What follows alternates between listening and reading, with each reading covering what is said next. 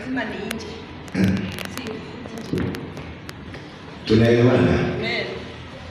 Sasa sikiza hapa. Amen. Tusipotee mahali tulikuwa. Sema amen. Amen. Mimi najuanga Mungu hapa si Mungu wa kuchezewa.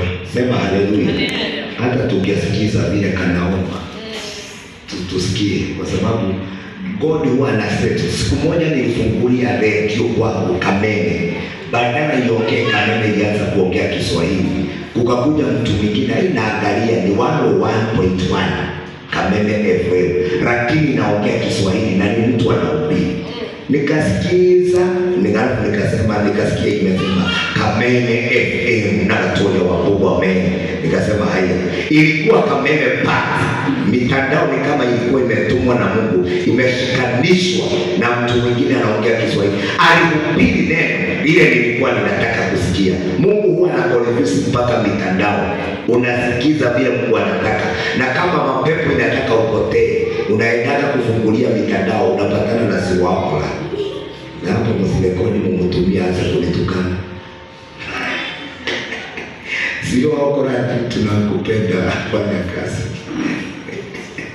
Naweza ndio na watu ona ulitajwa na kapasa kingine kakoseka. Sasa ataanza kuulizia story zako, anasema hapo kapasta ni kabaya kako na sijui na Mungu. Umeshikanishwa na Mungu. Hata ufungulie Kameme yako katakuletea habari njema. Ukiingia Facebook utapatana na good news. Ukiingia TikTok utapatana na good news. Lakini hapo unaendaga kufungua, unapatana na watu wamekuwa, unapatana na matusi. Ni kuonanisha bado kuna anga yako haijasafishwa, na mimi nasafisha anga yetu kwa jina la Yesu Kristo. Tunasikia hata mitambo ikileta mwanamke anakuja kuomba. Hiyo ni ishara ya kuonanisha bado hii kanisa kuna watu wanaiombea hata wakiwa mbali kwa uwezo wa Roho wa Bwana. Sema haleluya. Sema haleluya. Sasa neno limetuambia hivi, kitabu ya Yohana 4 mstari wa 24 inasema Mungu ni roho, watakaye muabudu kwa roho na ukweli. Sema amen. Sasa nataka niulize hivi, ukweli ni nini? Wale watakaye muabudu kwa roho na kweli. Ukweli ni nini? Na Biblia inasema utakapojua ukweli utakutoa kwa utumwa. Kwa hivyo kama hauna roho hauwezi toka kwa utumwa, kwa sababu roho ndio unafanyaga mtu ajue ukweli, naye ukweli unakutoa kwa utumwa. Kwa hivyo kama hauna roho ndani yako utaishi kuwa mtumwa, kwa sababu hautajua nini ukweli. Kwa sababu roho ndio unafanyaga mtu ajue ukweli. Ukijua ukweli unakukomboa, ukweli unakuweka huru, unakuwa wewe si mtumwa tena. Sasa nataka nijue ukweli kwetu ni nini, kwa sababu neno linasema tumwabudu Mungu kwa roho na kweli. Uliza yule naiba ukweli. Roho tunajua roho ni Holy Spirit. Na watu wengi wanajuaga, wale wanaompaka sana, wale wanaipaka sana, wale wanahubiri sana, hao ndio wako na roho. Lakini kila mtu ako na roho, kwa sababu hauwezi ishi bila roho. Sasa tofauti, kuna mtu ako na roho wa ukweli na kuna mtu ako na roho ya uongo. Kuna mtu ako na Holy Spirit na kuna mwingine ako na bad spirit. Kuna mtu ako na roho mzuri na kuna mwingine ako na roho mbaya. Kwa hivyo kila mtu ako na roho, lakini si wote wako na Roho Mtakatifu. Na Roho Mtakatifu ndio utatukomboa, utuweke uhuru, tukijua nini ukweli. Na ukweli kama hauna roho hauwezi pata ukweli. Kwa hivyo lazima kitu ya kwanza uwe na roho. Wakati Yesu aliuliza wanafunzi wake, watu husema mimi ni nani? Wengine wakamwambia, wengine wanasemanga wewe ni Elia. Wengine wakamwambia, wengine wanasemanga wewe ni manabii wale wa kitabu wamefufuka. Wengine wakamwambia, wengine wanasemanga ni Musa amerudi. Wengine wakampatia habari tofauti. Lakini Petro akasema, wewe ni mwana wa Mungu aliye uhai sana, na wewe ndiye Yesu Kristo mwana wa Mungu. Na Yesu akamwambia, si wewe umejua, ni ile roho iliyo ndani yako imekuwezesha kunitambua. Bila roho hata hauwezi kujua Mungu. Bila roho hauwezi jua ni nini umekujia hapa. Na ndio unaonaga watu wanakuja church, wengine hawakuji. Kwa sababu gani? Kama hauna roho hautajua dhamana ya kuingia kwa madhabahu. Kama hauna roho hautajua dhamana ya kujitolea sadaka yako ya fungo la 10. Kama hauna roho hautajua dhamana ya kufunga kula na kunywa ili ukaweza kuombea maisha yako na ukaweza kuombea roho yako. Kama hauna roho hautajua kutenda wema kwa mwenzako. Kama hauna roho hautaweza kumtii Mungu na kumtumikia Mungu kwa ukweli. Roho ndio huwa unatuwezesha kumtumikia Mungu kwa ukweli. Tunaelewana? Sasa nilikuwa nimeuliza ukweli ni nini? Nani anaweza niambia ukweli ni nini? Kwa sababu neno linasema wale wanamwabudu Mungu wamwabudu kwa roho na kweli. Hao ndio watakuwa wabarikiwa. Hao ndio wataweza kuurithi ufalme wa mbinguni. Na hakuna kitu kibaya kama uishi hapa duniani na upoteze chance ya kuingia mbinguni, upoteze nafasi ya kuurithi ufalme wa mbinguni kwa sababu ya kukosa roho na kukosa ukweli. Na ujue Biblia inasema, hiyo Psalms tumesoma 34:15 inasema, naye Mungu macho yake huwa inatazama dunia, inaangalia mtakatifu mwenye anaabudu kwa roho ili akaweze kubarikiwa. Kwa hivyo kama hauna roho hautaweza kuabudu Mungu kwa ukweli, na macho ya Mungu haitaweza patana na wewe. Sema amen. Imagine Mungu anasema ati macho yake inatafuta atakaye kuabudu kwa roho na kweli. Kwa hivyo Mungu amekosa mtu anamwabudu kwa roho na kweli, kwa sababu neno linasema Mungu hata sasa anatafuta atakaye kuabudu kwa roho na kweli. Huyo mtu wako wapi? Huyo mtu wako wapi? Yule anajua kweli. Si tunangojeaka uende huduma waambiwe hili na toa ngiri 10, hili na toa ngiri 7, bila kuambiwa yule hawezi toa. Lakini wacha nikuambie, wale wako na ukweli wanajuaga wakati wa kupanda na wakati wa kuvuna, wakati wa kupeana na wakati wa kupewa, wakati wa maombi, wakati wa kusifu, wakati wa kupiga nduru ya Yesu, wakati wa kupiga shangwe za Yesu, wakati wa kunyamaza na wakati wa kutulia. Roho Mtakatifu ndiye huwa anatusaidia kujua wakati wa Mungu, na utakapojua wakati wa Mungu, hiyo ndio kuwa na ukweli ndani yako. Sema haleluya. Kuna Biblia inasemanga hivi na Kikuyu ati delili. Unajua delili ni nini? Delili nesio wakati wa kiangazi. Sinajuanga wakati wa kiangazi. Thogorori nesio ihinda rĩa mbura. Thogorori ngicio no gokugaga kai thogorori ni nyingĩ nĩ gũkura. No mwana wa Ngai ndakũranaga ihinda rĩa Ngai. Mungu ndakũranaga ihinda rĩa Ngai. Sema amen. Na ndiposa unaonaga Wakristo wengi wanabaki nyuma. Kwa sababu gani? Hii dunia mwaka mzima, 1 year, mwaka uko na miezi ngapi? 12. Na kila miezi mitatu kuna kuanga na mpango wa Mungu na watu. Na ndiposa unasikia watu wakisema mwaka ukianza tumeingia maombi ya 21 days. Mwaka ukianza tumeingia maombi ya 40 days. Unasikia watu wengine wanasema katikati ya mwaka tumejitolea mavuno yetu mezani mwa Bwana. Haleluya.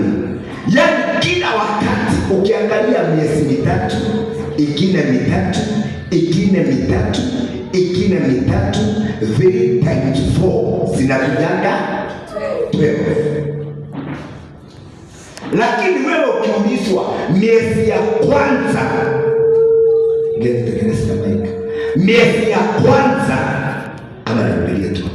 miezi ya kwanza, Januari, Februari, Machi, ulifanya nini? Inaweza fanya uendelee mwaka mzima bila kustruggle. Sema amen. Haleluya. Ulifanya nini? Miezi ya kwanza mitatu, yale matendo ulitenda mbele ya Bwana, inaweza kukuruhusu uingie miezi ingine mitatu, na uingie ingine mitatu, na uingie ingine mitatu, mpaka kikosi ya mwisho ya miezi ingine mitatu, ili tuingie Disemba. Sema amen. Na ujue inyore ukagia ndege niguo umeturagia riera-ini. Sema amen. Yale mambo umeanzia nayo mwaka ndio inafanyanga ubarikiwe ama ulaaniwe. Sema amen. Na ukile kitu kiu takuambia mwaka Ngai atariho. Sema amen. Sasa unaonaga watu confusion wakati wa Disemba na Januari, tukifuka mwaka, watu wengi wanaenda kwa maklabu, wanakunywa, wanadansi. Januari badala watu waende kufuka mwaka church, wanaenda kwa mapati. Wakitoka hapo tarehe 1 Januari, wanaenda kuchinja mapusi, wanakula, wanafanya tarehe tu, yani tarehe 2, tarehe 3, bado watu wako kwa pati, watu wako kwa mikutano ya mafamilia. Sasa mkitoka hapo, mkianza kuingia Januari tarehe 10, mnaanza kulia, kwa sababu Mungu anasema mwaka ukianza, mulianza na nyinyi, mkaendelea na nyinyi, mmekuja kunitafutia mahali mmemaliza mbegu zenu za kupanda. Wakati ulikuwa upande, ulikula mpaka mbegu. Sema amen. Unaona hii Disemba watu wanaendaga kwa familia, kwa mapati, kufanya sherehe ya kusherekea Christmas. Mtu akona hekima na mtu anaongozwa na Roho, hapo ndio anakimbiana kwa madhabahu, anajitolea sadaka ya kufunga mwaka, na hiyo inaitangwa sadaka ya kumshukuru Mungu kwa sababu ya kutoka Januari mpaka Disemba. Sema amen. Lakini sisi tunafunguaga mwaka na sisi, na tunaufunga na sisi. Tarehe 1 ni wakati wa kukula chakula, manyama na makuku na whatever. Na tarehe 25 Disemba the same. Tulifungua mwaka na sisi na tukafunga na sisi. Hapo ndio confusion huwa inakuja. Na ndiposa unaonanga miaka kwa miaka huwa kunapatokea matatizo, inatufungia kusonga mbele. Ukiwa na hekima, lazima utajua wakati wa kuvuna na wakati wa kupanda. Yaani uanzie kupanda ukienda kuvuna. Sema amen. Sasa ndiposa neno linasema watakaye muabudu Mungu kwa ukweli na kwa roho wataweza kuurithi ufalme wa mbinguni, na wao ndio Mungu anaangalia ili akaweze kuwabariki. Sema amen. Sasa wacha nikuambie, watu wengi badala Mungu apatane na wao, wanapatanaka na matatizo. Kwa sababu gani? Mungu akiwa hii side, wako na huko. Mungu akiongea hivi, wanaongea vile. Hawako connected, hawako pamoja na Mungu. Sema amen. Na mimi nilijifundisha hii kitu kitambo sana. Nikasikia Mungu akiniambia, wakati wa kufuka mwaka, fuka ukiwa kwa nyumba yangu. Jitolee sadaka ya kufungua mwaka ili mwaka ukukubali.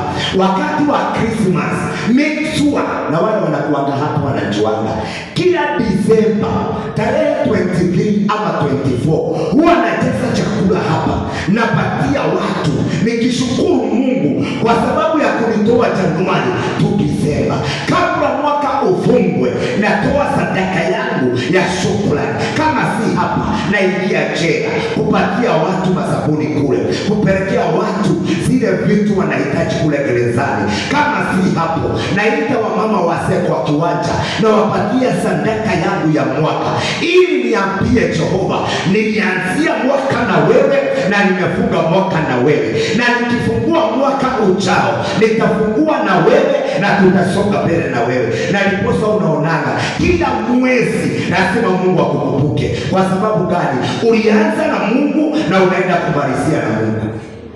Lakini sisi confusion, tunaanziana na sisi, tunamalizia na sisi. Sasa Mungu anakujia wapi? Unaambia Mungu, wewe kuja mahali nitalemewa. Mungu hawezi kuja. Kama ulianzia na wewe, mahali utalemewa, ng'ang'ana na wewe. Lakini kama ulianzia na Mungu, mahali utalemewa, utamuona Mungu akikusaidia. Sema amen. Angalia mwenzako, muulize, mwaka ukifunga unafungaga na Mungu? Ukianza mwaka unaanzianga na Mungu? Sema amen. Mwaka ukianza ndio utaona mamani amekimbia Israeli. Usema Krismasi iko karibu, wacha nibalie watoto wangu maguo, viatu, niwe ile special. Lakini Mungu hakuna mahali unamfanyia hesabu. Hata useme Mungu aliyenitoa Januari mpaka sasa Disemba, wacha na mimi nitoe hii sadaka, nimwambie asante kwa Januari hadi Disemba, wacha neema yako iwe juu yangu. Na ndiposa neno linatuambia tutakapojua ukweli utatutoa kwa utumwa. Lakini kwa sababu ya kukosa kujua ukweli, ndiposa tunaishi kwa utumwa. Unapatana mwaka tumefungua vizuri, mwaka huo tumepoteza marafiki, mwaka huo tunapoteza kazi, mwaka tumeteseka, mwaka hatujabadilika, hakuna mabadiliko. Mwaka umetupata tukilia na umeisha tukilia, tumeingia mwaka mwingine na kilio, na mwaka unaishi na kilio, unaisha na kilio. Sema amen. Gusa mwenzako hivi, mwambie nitaka kuikala refu, nimekataa kuingia kukaa refu moja katika jina la Yesu. Sema amen. Hebu inua mkono nione mtu, weka chini kidogo. Sema amen. Fanya hivi, mtoe kidogo.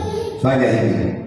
Wale wanaanzianga mwaka na Mungu, wanajua kujitolea sadaka ya mwaka, wainue mkono. Na wale wanafungaga mwaka na Mungu, na ujue mimi sijaiona mkiniletea sadaka mkasema hii ya kufunga mwaka. Hao mnapelekaga wapi?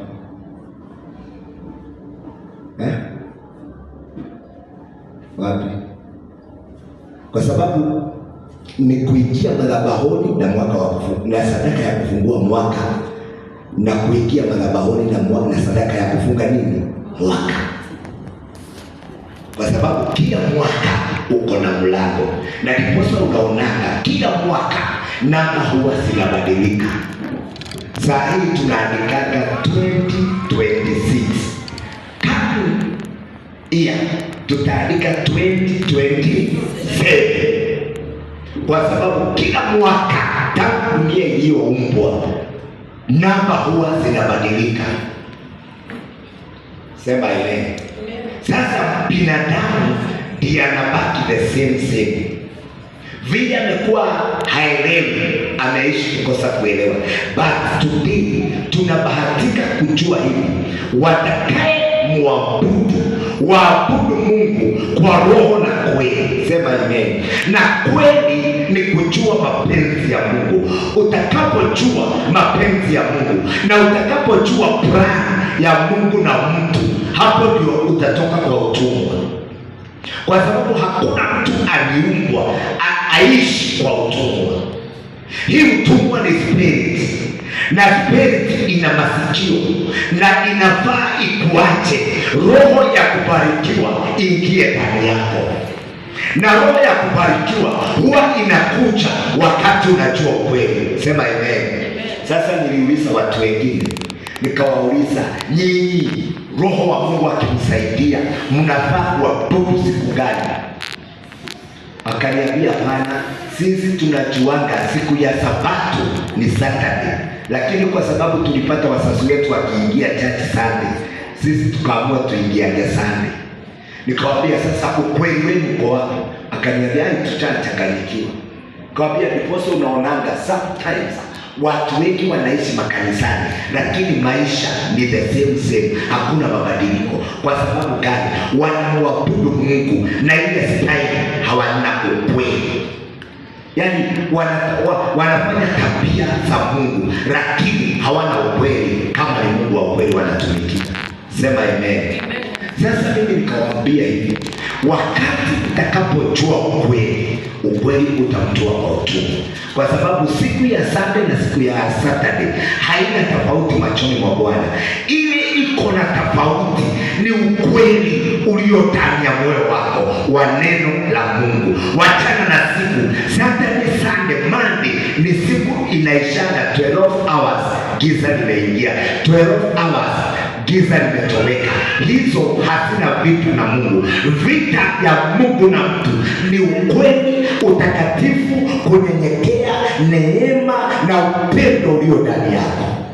Sema amen.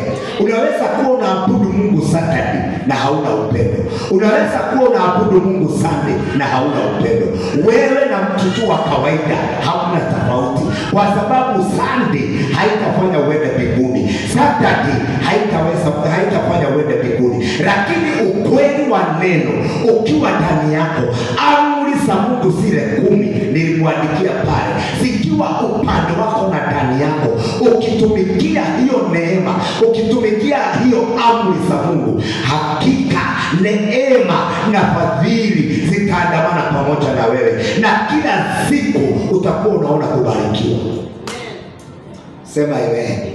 Sasa tuache kupigana vita kwa sababu ya masiku, na usipigane vita kwa sababu ya pastor wenu ama pastor mwingine anaamini Saturday na wewe unaamini Sunday. Hizo zote ni farakazi na ni mipango ya kidunia, lakini mpango wa Mungu ni kumwabudu kwa roho na kweli. Hata kama utasema ni Monday, utakuwa unamwabudu Mungu. Wewe mwabudu kwa roho na kweli, na ndani yako kuwe na upendo wa kupenda wale wengine, kwa sababu watu wengi hawana upendo na watu wengi ni wachawi wa kiroho. Angalia mwenzako, muulize, wewe ni mchawi ama ni mtu wa Mungu? Unajua mchawi ni nani? Mchawi ni yule anaangaliaga Esther, anaongea upaya wake mpaka Esther isa nyingine hautamuona chachi.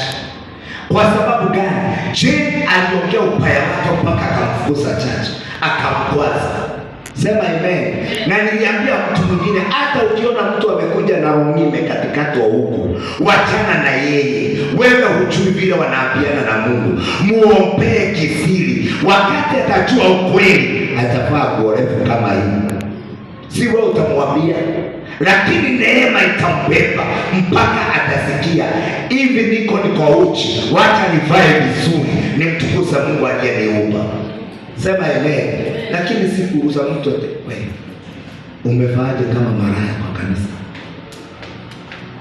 Anakwambia wewe shidwe. Wewe utashidwa. Kwa nini umekuja umevaa hivyo? Yaani naanza kupigana vita ambao sio sawa. Mambo mengine wachia mchungaji. Mimi ukiona ninapimia nikijua huyu mtu ameletwa na Mungu, pengine hajui kweli, nitaomba na yeye, nitamhubiria neno, na one day one time atakuja kujua kweli na atafaa vizuri. Sema amen. Hata ukiona mrasta ameingia kwa kanisa na anafuta baki, wacha kae pale nyuma kama hasubui, wacha afute baki leo, sasa hiyo ingine afute baki, hiyo sasa ingine atakuwa amekombolewa na neno. Church haikujengwa tu ya wale watu wazuri. Church ilijengwa kwa wale watu wabaya, waingie kanisani wabadilike, wakuwe watu wazuri. Sasa watu wabaya wakikuja hapa tuwafukuze. Hiyo ni kazi gani tunafanya? Una mtu mwingine tu juzi aliniambia mimi fulani akiwa church ni hesabu no kuhudhuria ibada, siwezi kuja hapa kwa sababu wewe pastor umeachilia hata watu wabaya wakuja kwa kanisa. Nikamwambia wewe mzuri sana, enda mbinguni ukakae mbinguni. Sisi hata mimi pastor ukiniona mimi Apostle Josiah si uko sawa, bado ninaendelea kuundwa, bado ninaendelea kujengwa, bado ninaendelea kurekebishwa. Wakati Mungu ataniona nikiwa sawa, atanichukua tukaishi na yeye mbinguni. Hapa duniani hatujakuwa sawa, bado tunaundwa. Sema amen. Sasa hizi mama Ania anaweza pika hizo kuku siko pale ikauke ni ume ili sema niki mama Ania ngile kwa kuishi kama mwana. Si nimekosea? Si nimekosea? Kwa hivyo hapa duniani hatukuangi sawa, bado ni kutengenezwa, tunatengenezwa. Kwa hivyo kwa Kristo wale wako church, tusiwe wachawi, tusiwe watu wa wivu, tusiwe watu wa fitina, tusiwe watu wa kunena wengine mabaya. Wacheni tuwe watu wa kuombeana na watu wa kushikiliana na watu wa upendo. Sema amen.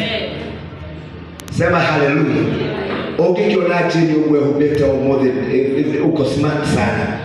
Sasa umuone na kinyaza, wewe achana na yeye.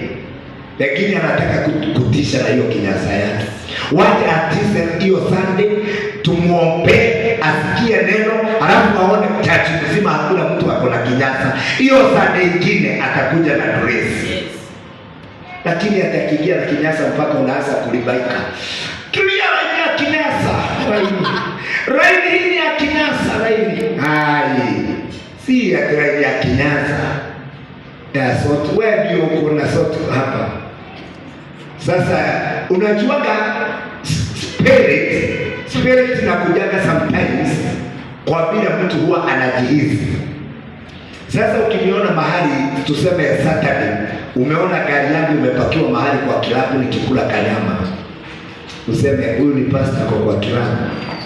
Hata utaki kujua kama nilikuwa nimeenda kuona final ya mpira ama kukula kanyama ama kuuza saba hapa. Wewe sasa unanigojea nikisimama hapa nikisema inua mikono, unasema kwa nini kilabu laini? Naona kisa ya kilabu hapo bali iko. Nakuuliza ati kilabu bali yani mahali na ulisoma jina pale Karomaito laina mpaka ulisoma jina kilabu naitwa Karomaito kilabu. Nasema laini ya Karomaito laina. Nakumbuka nilikuwa hapo nikiuza saba tukiwa na biashara ya kuuza. Nasema ndio baba, mimi nafikiria ni laini, kumbe uliniona. Sasa hiyo ni uchawi tumejaza makanisani. Kwa sababu watu hawapendi kupendana, watu hawajui kile kinawaleta chache. Chache hatuletwi kuangalia wengine wamefanya nini. Chache hatuletwi kuangalia wengine wanakula nini. Chache hatuletwi kuangalia ni nani anaongea na nani. Chache tunakuchanga kusikia neno liturekebishe na then Mungu atufinyange, atufanye jinsi apendavyo ndani yetu. Sema amen. Ukikuja chache wefunga macho, jiachilie kwa Mungu. Inua mikono yako mtazamia Mungu. Hata ukisikia unaona huyu apostle jana walikosana na mke wake akawaka. Wacha kushinda ukisema mtu wamekosana na bibi siwezi kusikiza. Wewe inua mikono sema wewe apostle ni wewe na bibi yako sijui mlikosania nini. Mimi hapa nimekuja kutafuta Mungu. Wacha nifunge macho, nitazamie mbinguni. Wacha hii kanisa leo initetee. Wacha wewe story nyingi na mapasta. Wacha story nyingi na anza. Wacha story nyingi na waibaji. Wacha story nyingi na wazee wa church. Wewe story nyingi zako church. Wacha siwe zako na Mungu. Hiyo ndio kujua ukweli. Si ati kushindana nikisema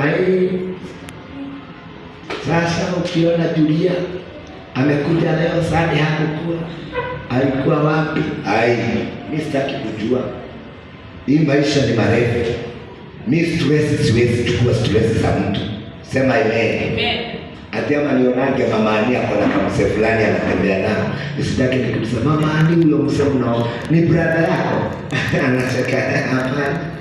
Mimi wacha nimwachilie maisha ya mamani na ichukuanga wakati amekuja hapa nimhubirie. Hiyo mambo ingine ni yake na Mungu. Akikosa kushinda ya ulimwengu imshinde ni yeye na Sauli yake. Akishinda ya ulimwengu ni yeye na Mungu wake. Tamaa za mwili zikiwa nyingi kwako ni wewe na Mungu wako. Ukishinda tamaa za mwili ni wewe na Mungu wako. Lakini ni tamaa yangu ni tuweze kumwabudu Mungu kwa roho na kweli, na tuwe na Roho Mtakatifu, kwa sababu Psalms, tusomee tena Psalms 34 verse 15. Zaburi 34 verse 15. Psalms 34 inasema hivi. Mwathani aikaraga acũthĩrĩirie andũ arĩa athingu. Mwathani aikaraga acũthĩrĩirie andũ arĩa athingu. Hivyo ni kusema Jehova huwa anatazamia, huwa anakaa akitazamia wenye haki, na athikĩrĩirie kĩrĩro kĩao, na huwa anasikiza kilio chao. Sema amen. Sasa ukiona maombi yako Mungu hajaisikia, wewe si mtakatifu. Ukiona kila saa unalia na Mungu hajakujibu, bado hauko na utakatifu. Sasa wacha nikwambie, wewe kukosa utakatifu, shida ni ya pasta ama ni yako? Nani ataumia? Ni wewe. Kwa sababu mimi nikiwa na utakatifu wangu, hata nyinyi nyote mkosa utakatifu, nikaomba Mungu atasikia kilio changu. Mimi nikikosa utakatifu, shida ni yangu. Wewe ukiwa na utakatifu wako, utaomba Mungu na atakusikia. Sema amen. Soma na Kiswahili. Watu waona ni mnasikia. Psalms 34 verse 15.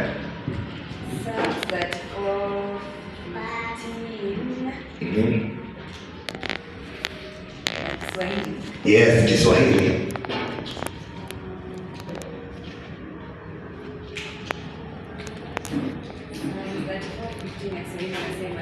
Ongea nguvu.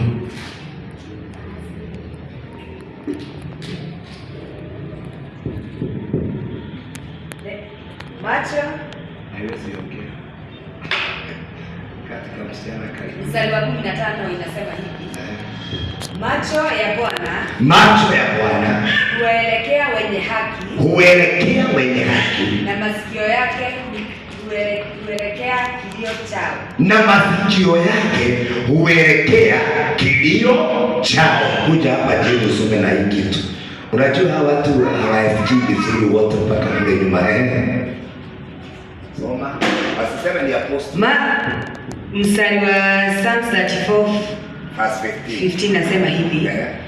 Macho ya Bwana huelekea wenye haki, na masikio yake ukielekea kilio chao. Sema amen.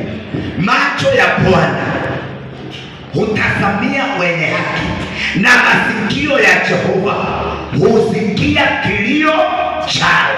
Sasa ukiwa na haki, faida ni kwako. Ukiwa mtakatifu, faida ni yako, kwa sababu utakapolia, utakapomuita Jehova, atasikia maombi yako. Sema amen. Na kutoka leo, hata unapotoa fungu la 10, toa kwa haki. Kile utatoa kwa haki ndicho Mungu ataangalia na macho. Unajua kuna watu wanatoa fungu la 10 lakini haijawahi onekana na macho. Kwa sababu gani? Halina haki. Hiyo fungu lako la 10 halina haki. Watakaye toa sadaka zao kwa haki, macho ya Mungu itawatazamia. Watakaye muabudu Mungu kwa haki, macho ya Bwana itawatazamia. Watakaye muabudu Mungu kwa haki. Jina pastor, usisukuma na mtu anakuambia mimi ninalia, mimi sina shida, mimi nimefungiwa nyumba, mimi. Mwambie haki ya Mungu iko ndani yako. Kama uko na haki, utalia na kilio chako Mungu atasikia. Sema amen. Saa hii ninataka tujitolee ili tuingie hiyo step nyingine. Ushike fungo lako la kumi la haki. Mungu aliona. Neno linasema kile kinatolewa kwa haki, na mwenye haki macho ya Mungu huwa inamtazamia, na masikio ya Jehova huwa inasikia kilio cha wenye haki. Sasa confusion iko hapa, kuchanganyikiwa kuko hapa dunia. Wewe si mwenye haki na unataka Mungu asikie kilio chako. Wewe si mwenye haki chini na unataka macho ya Mungu ikutazamie. Hiyo ni kitu haiwezekani, kwa sababu Biblia haiwezi enda kinyume ili kuvive. Biblia ni upanga mkali ukatae kuili, unaendaga straight, unakata na unaponya.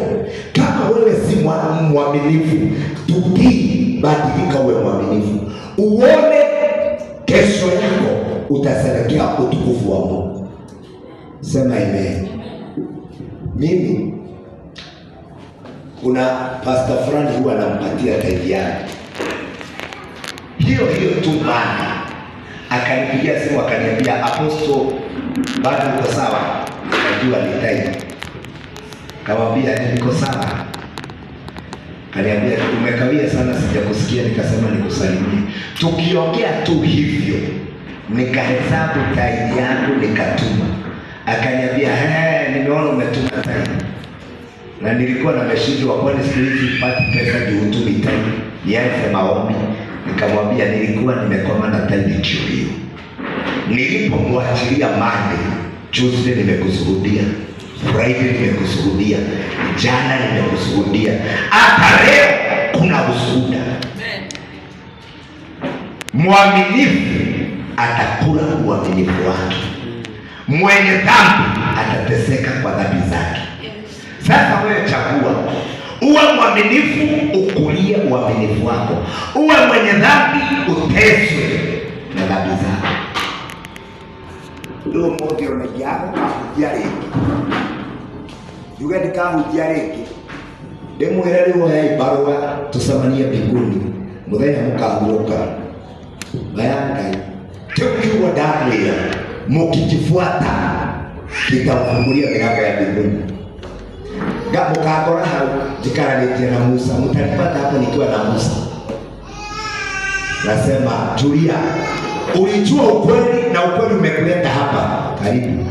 Ulipata mamani, uliwacha mamani wapi? Unaniambia mamani bado anasukuma miaka, na kwa sababu ni miaka 100 inakuja hapo, ndio tunapatana kule miaka 100 kutoka saa hii. Sasa kama uko na 50 ni 150, miaka 100 unakuja tuna George mambo huko umepataje?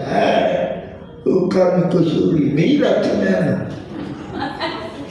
sasa hata mimi ila kwa bia enda pale upewe mwili mwingine. Sasa umekuja na mwili wa kabuka, ukienda pale unapewa mwili wa kijana na kuja because wakati utajua ukweli utakuweka huru, na ukiwa na utakatifu utakutetea. Sema amen. Wale nyinyi watoto kaeni chini. Yaani kila wao kile kiatu. Kwa sababu unatoka kiatu, kuja hapa nikutandike kofi. Kati. Sikizeni.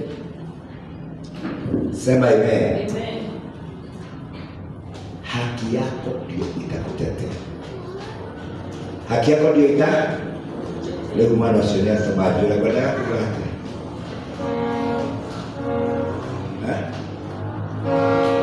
Emo wala sekali hira. Noni ile kule kiti baada ya kutoa sadaka. Nyoto kana sadaka. Hii maneno ya leo ukifuatilia utafaulu. Kitu ya kwanza, usiwe mtu wa wivu, usiwe mtu wa fitina, usiwe mtu wa kuchukia wengine, usiwe mtu wa kujaji watu haraka, usiwe mtu wa kusikiza maneno mabaya ya watu. Hata watu waseme nini kuhusu nani, wewe nyamaza, wewe jua ya Yesu. Na uambie watu, unawastop na kuambia wewe unaniambia ya Esther, wewe unaniambia ya Esther, Hebu achana na ya Esther, mimi sitaki stress. Yangu imenishinda, si ya Esther nitaweza. Mimi wacha kwanza nijitetee kwa Mungu. Unaniambia Apostle Josiah, wachana na Apostle Josiah. Yangu imenishinda. Wacha kwanza mimi nijiunganisha na Mungu. Sitaki stress ya mtu mwingine. Kwa sababu wewe huwa unasahau na yako, unacheka na wengine. Sema hivyo. Unasahau na yako, unacheka na wewe. Ambia mwenzako, mimi sitacheka mwingine. Kwa sababu hata mimi naweza chekwa. Ukijaji wengine hata wewe unaweza jajiwa. Sema amen. Tunaona mimi nilihubiri. Unajua mimi ninahubiri na kisauti kingine, alafu naomba nikiwa nimekodoa macho. Sasa mimi macho yangu atanifunga hivi, inaonekananga. Ishatokea. Mimi hata nikikuangalia hivi unaweza fikiria niko na ngoni na wewe, lakini si ngoni. Ni macho kuwa kubwa, ishatokea. Hii si mnaionanga. Hata watu wanasema Apostle Josiah anatoka na macho kubwa. Si macho kubwa, si kusaliwa hivi, ni mapepo. Nishafinya mapepo mpaka kwa macho. Yaani unasema pepo toka, mpaka unafungua macho na kodo. Shetani hutoki. Basi sasa hiyo najambia na kwambia sitoki. Unasema sawa basi, na kuchoma na moto mpaka kama jana usiku niliona Shetani amenikujia, nikampiga, nikasikia kwa masikio. Nikasema wewe Shetani wewe, nikasikia unanifukuza nikiwa moja, ninaendea wengine mamilioni. Lazima leo tukumande. Nikasema hapana. Nikasema Yesu. Sasa jina Yesu, Bwana nilisema Jesus, Yesu mara ya kwanza. Yesu mara ya tatu sikusema Yesu. Mara ya tatu nilisema Yesu. Nikasikia sauti. Kunyamaza hivi ni kama nimekauzwa. Nikasikia kitu kimenikuja kimenigonga. Nikasikia Jesus help me Lord. Ndio nilisikia niliombea maji ya chumvi. Mimi si mtu wa kawaida kuombea maji nini. Nilichukua maji nikaweka chumvi, nikaomba, nikamwaga kwa milango yote. Main gate, main wapi, milango ya choo, milango ya kite, nikamwaga maji ya chumvi. Nikasema kila mahali mlikuwa mmepitia, nimefunga hiyo milango. Hamtawahi kuingia hii nyumba tena, na hamtawahi nitesa. Na miaka yangu mliokuwa mmeimba, na baraka zangu mliokuwa mmefungia, nimeziachilia kwa jina la Yesu. Kutoka hiyo saa 9 hapa saa 10 hivi na nusu nimelala karibu nichelewe na church. Praise God. Sasa ukiniona macho kubwa wewe unasemanga si pastor tena, ako na shida. Ni mapepo. Kuna pastor mwingine nilimsalimia Apostle, Bwana asifiwe. Anasema amina. Koisha haribika. Na si kukuita watoto ama kukuita kuku ama kukuita ng'ombe. Ni watu. Nasema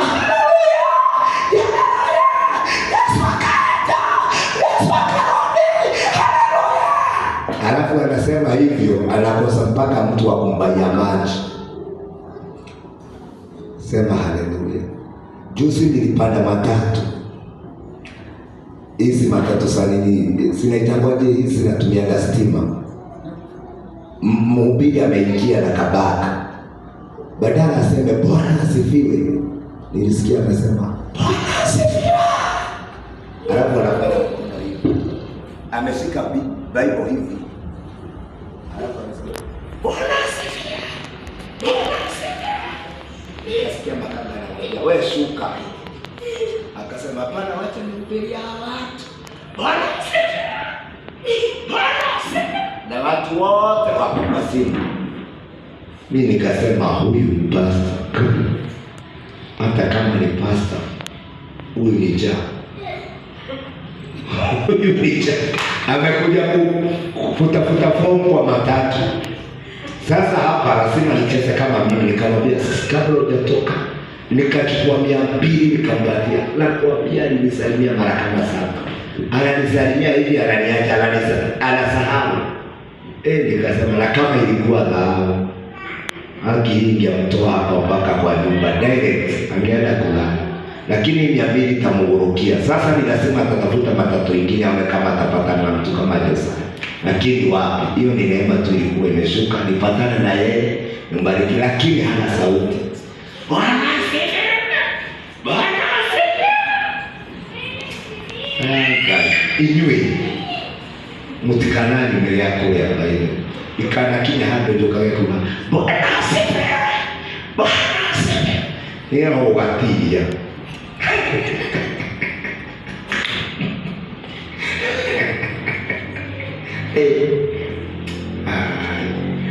Mpaka nimesikia machozi. Huyu Epasalo mwanajua na hapo kwa kuna pasta anakujaga na kamaiki. Kale kamaiki kanakuwa kana speaker. Kazi yake ni kuhubiria hapa mpaka Jackson. Alafu kutoka hapo sadaka hatachukua hapa mpaka Jackson. Atachukua sadaka kutoka hapa mpaka Mama Rusi. Hata watu hawako msikia akihubiri. Lakini confusion inampeleka kwa maduka zote. Anasema toa sadaka, umesikia neno, toa sadaka ubarikiwe. Mtu anamuuliza wapi nimesikia neno?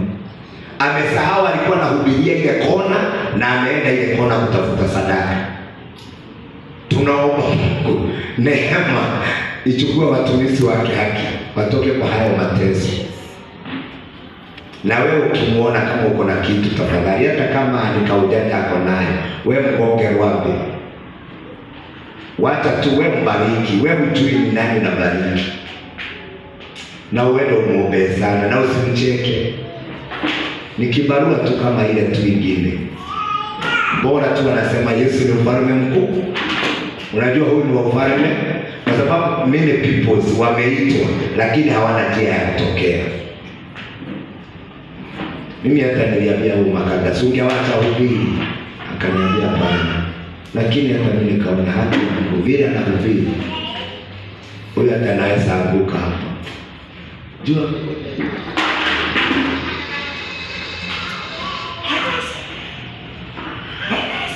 anasema mkono haiongezi sauti. Mkono si mic. Confusion. Jitolee sadaka yako. Na unihurumie leo utoe sadaka kanoni. Weka ile ya tithe hapa. Tutaweka sote pamoja. Tithe yako utaweka kwa bahasha. Sadaka yako utaweka. Sile bahasha sinakuwa hapa siko wapi. Usiunipe moja.